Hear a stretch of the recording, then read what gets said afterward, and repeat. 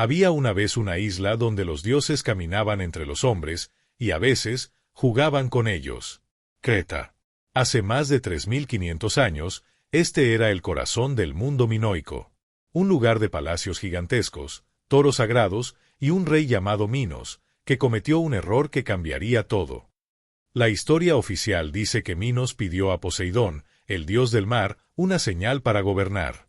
El dios le envió un toro blanco, perfecto, sobrenatural. Pero con una condición: debía sacrificarlo en honor a los dioses. Minos lo vio, y la ambición pudo más. Se quedó con el toro. Engañó a un dios. Y los dioses griegos, bueno, ellos no perdonan. La venganza de Poseidón fue cruel, retorcida. No le cayó a Minos directamente, le cayó a su esposa, la reina Pasífae. Un hechizo. Una obsesión enfermiza. La reina se enamoró del toro. Literalmente. Y aquí es donde entra el genio más triste de la mitología, Dédalo, el arquitecto real. El hombre que construyó alas para escapar, pero primero construyó una jaula para una reina. Construyó una vaca de madera, hueca, lo suficientemente real como para engañar a un animal. Y la reina se metió dentro. Lo que pasó después en esos campos cretenses fue el principio del horror. 9 meses después, nació Asterión, el que los poetas llamarían Minotauro. Pero no era un monstruo de cuento. Era un niño con el cuerpo de hombre y la cabeza de toro. O, quizás solo un niño con una deformidad tan terrible que su propia familia no pudo mirarlo. El rey Minos no lo mató. ¿Miedo? ¿Culpa?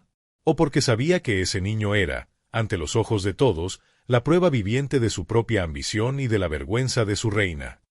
Y así, en el silencio de los pasillos más profundos del palacio de Nosos, comenzó a crecer una leyenda. Una que se alimentaría de sangre ateniense y que necesitaría un laberinto para esconderse. Después del nacimiento de Asterión, el rey Minos enfrentó un problema que ningún gobernante había tenido antes. ¿Dónde esconder a un hijo que era al mismo tiempo un recordatorio de su culpa y una ofensa a los dioses? Fue entonces cuando llamó a Dédalo por segunda vez. No para construir un palacio, sino una prisión. No cualquier prisión, sino un laberinto. No solo de piedra, sino de oscuridad y confusión. Entre los años 1600 y 1450 a.C., mientras la civilización minoica alcanzaba su pic, bajo el palacio de Nosos crecía algo opuesto a toda esa grandeza. Pasillos que llevaban a ninguna parte. Escaleras que terminaban en precipicios falsos.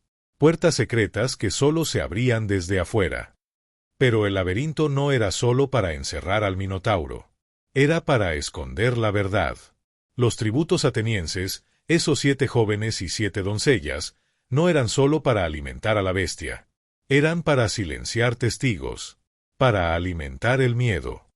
Las excavaciones modernas en Nosos revelan algo curioso. Los niveles más bajos del palacio tienen marcas inusuales en las paredes. No son grietas naturales, son surcos profundos, como si algo hubiera sido arrastrado una y otra vez contra la piedra. Y en el centro de todo, la cámara más grande, donde los arqueólogos encontraron huesos. Muchos huesos. Algunos con marcas de dientes humanas, pero con una fuerza descomunal. Y otros con cortes precisos, como de sacrificio ritual. El laberinto era la verdadera bestia. Un monstruo de piedra y sombras que devoraba esperanzas. Y en su corazón, solo un niño que nunca pidió nacer, convertido en leyenda por el miedo y la culpa de su propio padre. Pero toda prisión tiene su llave. Toda bestia tiene su domador. Y Atenas estaba por mandar al hombre que prometió cambiar la historia. En el año 1400 a.C., quizás un poco después, un barco ateniense llegó a las costas de Creta. No venía con mercancías, venía con tributo. Sangre joven para apaciguar a la bestia. Entre los 14 jóvenes condenados, iba uno que no parecía asustado. Teseo, hijo del rey Egeo de Atenas. Él no vino a morir, vino a cazar. Pero para vencer a un monstruo en su propia guarida, no basta con fuerza. Se necesita algo más. Y eso llegó en forma de una princesa cretense. Ariadna, la hija olvidada de Minos. La historia dice que se enamoró de Teseo a primera vista. La verdad, quizás fue más compleja. Quizás estaba harta de los secretos de su familia, harta de los gritos que subían desde el laberinto. Ella le dio un ovillo de hilo. No era hilo común, era lana teñida con aceites especiales para que brillara en la oscuridad. Y una espada, no de bronce, sino de hierro. Un metal so raro en esa época que parecía magia. Teseo ató el hilo a la entrada. Siguió el camino hacia el centro. Los relatos dicen que encontró al Minotauro durmiendo, que lo mató de un golpe limpio. Pero los fragmentos de poesía más antiguos cuentan otra cosa. Dicen que hubo una lucha feroz, que la bestia era fuerte, pero torpe, que Teseo usó su agilidad, no su fuerza, y que al final, el hijo de un rey mató al hijo de otro. Teseo siguió el hilo de vuelta. Salió cubierto de sangre, pero vivo. Tomó a Ariadna y huyeron de Creta esa misma noche. Pero esta no es una historia de amor, porque Teseo abandonó a Ariadna en una isla poco después. ¿Remordimiento? ¿O porque haberla escuchado gritar en sueños le recordaba demasiado a los sonidos que había escuchado en el laberinto? El hilo de Ariadna no solo guió a Teseo, guió a la verdad fuera del laberinto. Y esa verdad era más oscura de lo que cualquier poeta se atrevió a cantar. El barco de Teseo navegó de regreso a Atenas con las velas negras de la desgracia todavía izadas. El héroe, en su euforia, o en su culpa, olvidó izar las velas blancas de la victoria que le prometió a su padre. Desde lo alto de la Acrópolis, el viejo rey Egeo miraba el mar cada día. Cuando vio el barco acercarse con esas velas oscuras, su corazón no pudo soportarlo. La leyenda dice que se lanzó al mar que hoy lleva su nombre. Teseo encontró un trono manchado de sangre, el suyo. Pero la verdadera maldición no era la muerte de su padre. Era lo que trajo consigo desde Creta. No era el recuerdo de la bestia que mató, era el recuerdo del niño que fue. Y mientras tanto, en Creta, el rey Minos no lloró a su hija Ariadna, ni a su hijo Asterión. Solo sintió rabia. Una rabia fría que se convirtió en otra cacería.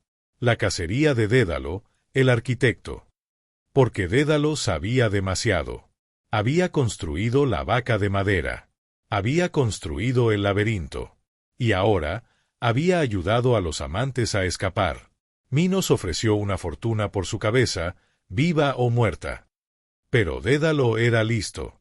Tan listo que decidió que si no podía escapar por mar, escaparía por aire.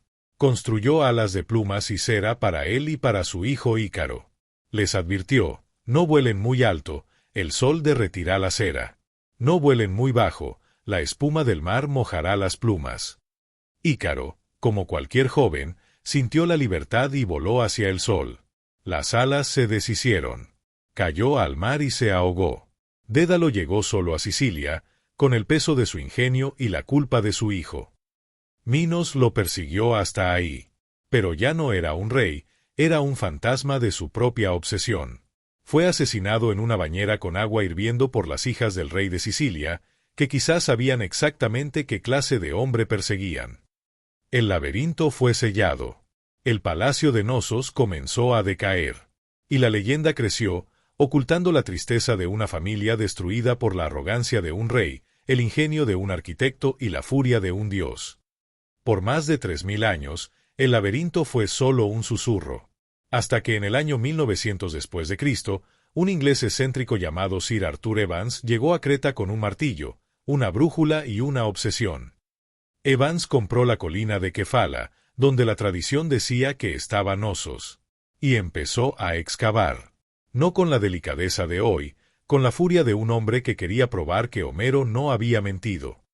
Lo que encontró dejó al mundo boquiabierto, un palacio de 3000 años de antigüedad, con 1200 habitaciones, pasillos que giraban en sí mismos, almacenes con gigantescas vasijas para guardar grano, y tal vez otras cosas.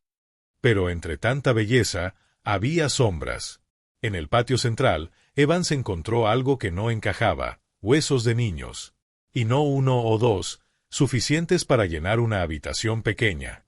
huesos con marcas de cuchillos rituales. Los informes oficiales de 1901 hablaron de sacrificios de emergencia por una catástrofe. Pero las notas privadas de Evans decían otra cosa: los cortes son demasiado precisos para el pánico.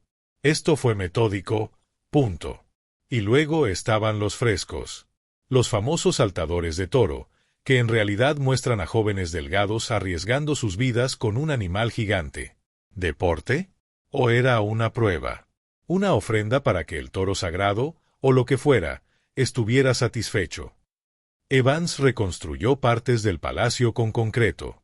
Lo acusaron de inventar.